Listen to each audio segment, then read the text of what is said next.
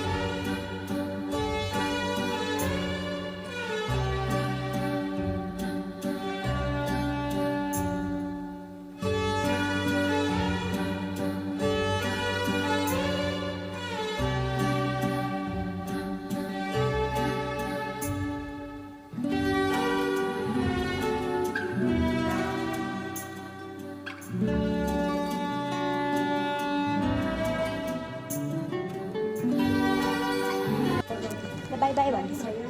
by by by by by by by by नहोस् माया